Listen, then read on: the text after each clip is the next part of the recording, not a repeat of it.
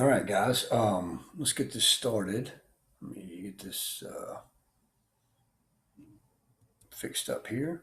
Okay. Let me grab some notes and get this started here.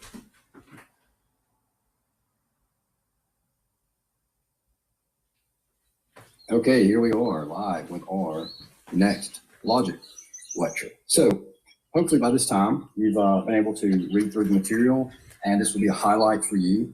Hopefully just bringing to light some of the insights, some of the concepts that you've already become familiar with in your reading. Now, of course, the point here is of this entire chapter in the Geisler and Brooks text is just to help you uncover logic in literature, or even maybe not necessarily literature, just even in speech, just in everyday conversation. Now, of course, as you've already read, you won't be able to necessarily break down a real life conversation that's not on paper. You won't be able to break down as easily the premises and so on and so forth, and convert if you have to, add quantifiers, all those sorts of things. But at the very least, it helps you to, in real life conversations, identify the reasons of the premise that someone is giving for a particular conclusion. And then you can work from there, obviously, if it's a real life conversation. Now, if you're reading, say, a newspaper or something on the internet, something on social media, whether it be Facebook, Twitter, whatever is popular now, then you can, this chapter does help you to break down what is being argued, what is being stated there, into a strictly logical fashion to see if the argument works.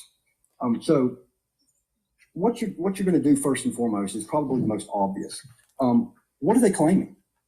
What is the author or your friend or whoever? What is their essential claim here? What is their conclusion? In other words, what are they trying to get to?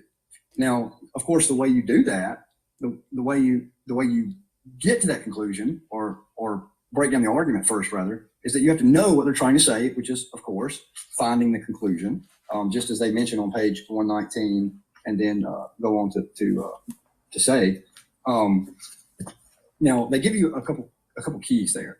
How do you find a conclusion? Well, a lot of times there's giveaways. There's these triggers that help you to see that someone is about to make a specific claim. And those are, as they list on page 120, are therefore. So if someone is talking blah, blah, blah, blah, blah, blah, and therefore, blah, well, that's probably going to be your conclusion. That's your key word there. Same thing with hence. Well, I went to the store yesterday and blah, blah, blah, hence my decision to blah, blah, blah. So when they say something like hence, again, that's probably going to be your conclusion. Then you go back and look at the reasoning process behind it. Then I want to go do this, blah, blah, blah. Then this was the result, or then blah, blah, blah, blah. Probably you'll get lucky if they say this was the result, because that would obviously be the conclusion. Your others, thus, so, or so that, in conclusion, those sorts of things. They give a little quip here. When you see the word therefore, it just means that you need to see what it's there for. Now, it's not difficult to find the conclusion if you don't get caught up in trying to find the conclusion. So let me cash that out. If you're just listening to someone or you're reading something and the main idea, the big picture, that's usually your conclusion. So if you're in a conversation with some friend or you're reading something on social media or whatever, what's the main idea? What are they trying to get across? That's all you're trying to do when you find the conclusion, or when you're looking for the conclusion. It's just essentially, what does this person say? What are they actually saying here? What's their claim? Again, if you just kind of step back, listen to what they're saying, the conclusion will probably come pretty naturally. Now, the trick is to find their justification for that conclusion. And of course, by justification, this is what we mean when we talk about finding the premises. Because when somebody's reasons, somebody's justification, someone's excuses, if we want to put it in a pejorative sense, that's going to be the premise. That's going to be the reasoning process behind that conclusion that you were looking for, or that conclusion that they're trying to get to. Now, once you figure that out to some extent, the reasoning behind their conclusion, the evidences, quote unquote, that they're giving for their conclusion, this is when you want to try to reconstruct that into the form of a syllogism. Now, if you've made it this far into the text, then you know what that means. You know that it means that you have to put their reasoning process, and if they're good, they've already done it. It hasn't just been some sort of incoherent ramble and so on. If they're good, it won't be difficult to identify their reasoning behind how they came to some conclusion. Now, what you want to do in the interest of charity is you want to try to construct that syllogism, when you put it together, when you put their reasoning process together, if possible, you always want to give them the benefit of the doubt. And I think that your Peter Kreeft text talks about this a little more in depth. Is it just essentially, it's just you want to give them the benefit of the doubt when you're putting their argument together, if it's possible, if there's any way possible to do it, put it together in a way where that it's valid. Again, you're not necessarily saying that it's true, you're not saying that their premises are true, you're not saying that their conclusion is true, but at least you're not trying to disqualify them on the strict rules of logic. Now, it may be that you just can't. It may be that when you put it together that they just do break some basic rule of logic where you don't even have to look at their premises to see if they're true. You don't even have to look at to see if they lead to the conclusion, because the argument itself just breaks the rules of logic. But 9 times out of 10, you can put together the argument in such a way, in the interest of charity, that it doesn't break the rules. At least that way you're giving a fair shot to the person trying to make an argument. Now, once you put that together, if possible, then you can look at the truthfulness of the premises, see if they've broken some informal rule, like, equivocation or if they're committing the genetic fallacy, if they're making a hasty generalization, all those sorts of things. But if possible, you want to put it together formally, you want to put it together correctly so that it doesn't break any formal rule of logic. And again, that may or may not be possible, but 9 times out of 10, it is. Now, on page 121, Geisler and Brooks point out here, it's in a way, it's kind of an overview, because if you've made it from the text, where the subject or where the minor term is going to be. Where the major term is going to be. The major term is going to be the predicate of your conclusion. Minor term is going to be the subject of your conclusion. You want to find the middle term. And remember, the middle term is going to show up more than the other two. It's going to be what connects. Remember, it's going to be what tries to connect those two ideas that they're trying to put together. Now, Geisler and Brooks give you a couple hints when you're looking at words as far as the way it may be written down or spoken, as opposed to how it would come out in a logical fashion. So the example on page 121 here is the literary form of this particular sentence is sin characterizes all human beings. Well, what that really means to say, if we're putting that saying it logically, is that all human beings are sinful beings, or as they put in parentheses, are in the category of sinful beings. Now, after you do that, remember, you're just trying to put this together. And so when you're looking for those justifications, those reasons behind their conclusion, again, you've got some keywords like for, or well, since, or in view of, or because. So if you hear someone, well, blah, blah, blah, because, blah, blah, blah. Well, when somebody says because, they're usually giving you some reason. Cause. There's someone using some cause of the view. Same thing with since, or, well, in view of, or in light of, or, it stands to reason that, well, actually, it stands to reason that would be a marker for your conclusion. Anyway, they give those examples, those little keywords for your premises on page 122, middle of the page, a little lower than the middle of the page there. And again, they're just trying to imply a necessary logical relationship, and that's what you're looking for. And again, this isn't that hard once you step out of the big picture, or step out of when you don't want to become so myopic that you can't see the forest for the trees. You want to step back, you get the big picture. What are they saying? And hey, are they giving me any good reason to think that what they're saying is true? Are they giving me any good reason? I can clearly identify that her overall claim is this. Now, has she given me any good reason to think that her overall claim is true? That's all you're doing. And then you're going to try to put that in the form of an argument, or a syllogism. Now, again, we've already kind of mentioned this, but on page 123, he talks about looking for the middle term. Again, you're just looking for that key term, that key word there that's going to connect two ideas together. And again, you already know this. If you've gotten this far in the text, you know what a middle term is. You know what it's supposed to do. You know how that can be done. You know it must be distributed at least once. You know that it can't be in the conclusion. All of those rules, all of those sorts of things that go together. Now, after you're able to identify that, I really like this little next section on page 124. When it says look for equivalent terms. I like this because, remember, equivocation is a fallacy, meaning when you say one thing, but you actually mean another thing. Remember, the easy example is bank and bank. A riverbank is the same word can be used, bank, to imply a riverbank, or to imply a bank with financial means in stored there, whatever. Now, the opposite can be can be true.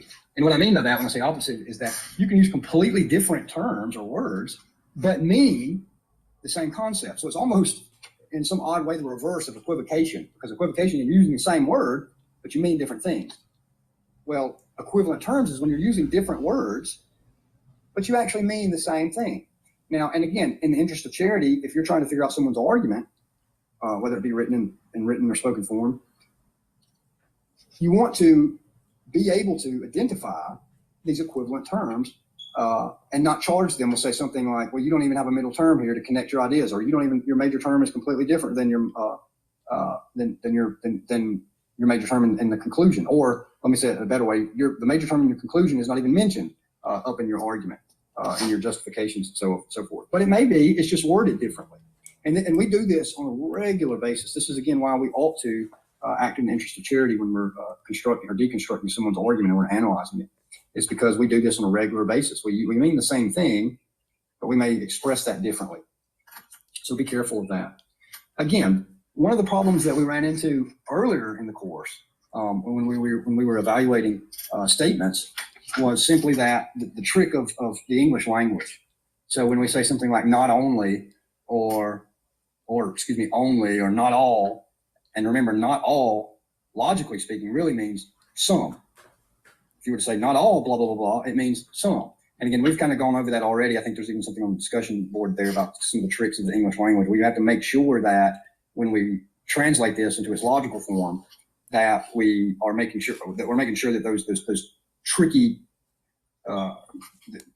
the usage of the word there when we translate it actually means what it means, and it means in its logical sense. So again, like not all, make sure that you don't write out something that's not meant when really logically that means some. Just a couple of things like that. And they give you a couple good examples at the bottom of page 124 there. Now, some of these, again, can be tricky, but they do a very nice job at showing that. So when it says that only triangles have three sides, how would you translate that logically? Well, if you were to say that only triangles have three sides, again, look at this example. We translate that and it comes out as all three-sided figures are triangles. And again, because I'm just going to read this part here, so you can change the only to an all and reverse the order of the subject and predicate to get a type A premise. So for instance, what if I were to say, just an example off the top of my head, what if I were to say, only real men can bench 415 pounds. Now, if I wanted to translate that logically, I would have to say something like, all of those beings which can bench press 415 pounds are real men, right? You see how that works like that. If I were to say only real men can bench press 415 pounds, then I would have to flip that and say it this way: of all the beings or all the men that can bench 415 pounds, what then? Well, quite naturally, they're the real ones, right? They're the real men there. So anyway, they show you how you can use your Euler circles to help see why that has to be done in such a way, or in other words, you see why that makes sense when you're able to use your circles here. Now, and again, be careful at the very bottom of page 25. They give you warning about words like except or none except. They're similar to when we say things like only, things of that nature. Now, going on page, let's see, 126,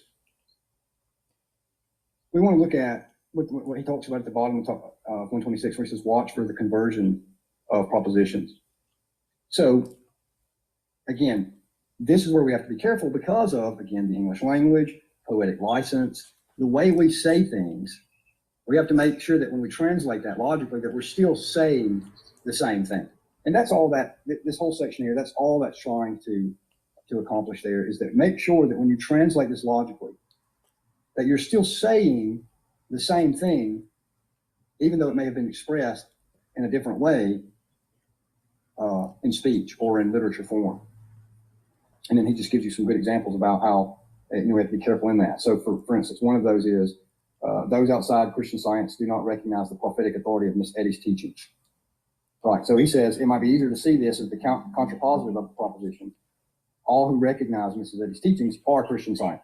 That's just an easier way to say that, right? But it's also a correct way in translating that. And that's more important when you're trying to deconstruct the argument. It has to say the same thing. He goes on to give a few good examples. And again, I think they give more examples here because. Excuse me, guys. Hang on. Sorry. On there. Then he gives a couple scriptural examples of where these arguments are pointed out. Now, is this in this section? Let's see. There's something I really wanted to highlight. I'll make sure if it is really in this section here. Let's see. Okay, so he's again just pointing out some of the forms of argument, bottom of 128, just to something. He points out something rather obvious that sometimes people when they write or speak obviously they're not going to always use categorical syllogisms. Sometimes it will be if-then type statements, modus ponens type argument, modus tollens type arguments. And again, you're just going to construct those in the most charitable way possible. Go and continue to go through here. Let's see. It looks like I missed where this actually was in the text. So let me go ahead and just highlight that just now. I want to make sure that when you are deconstructing these arguments, again, you want to be charitable. So remember, there's a type of logical argument, and you'll recall that one of the premises may be completely left out.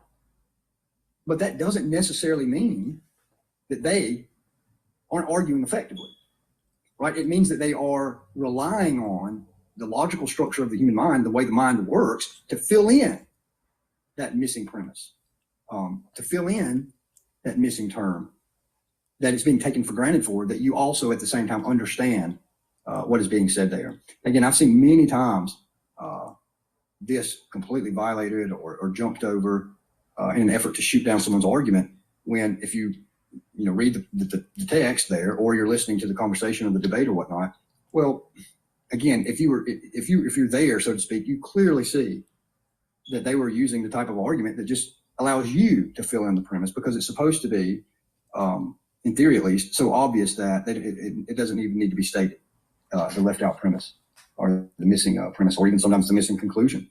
It's supposed to be left hanging in the air, so to speak, so that you draw that yourself. And again, that I know that's in that particular chapter. I don't recall seeing it just then, but I know that it's in there, and I just wanted to make sure that we highlight that, again, in the interest of charity, that we're not so anxious to shoot someone's argument down that we're not giving them the benefit of the doubt in that regard, especially when that is a real official form of argument, is by leaving out a premise intentionally, or even possibly a conclusion every once in a while. So just go through your exercises there, and I look forward to speaking with you guys next week.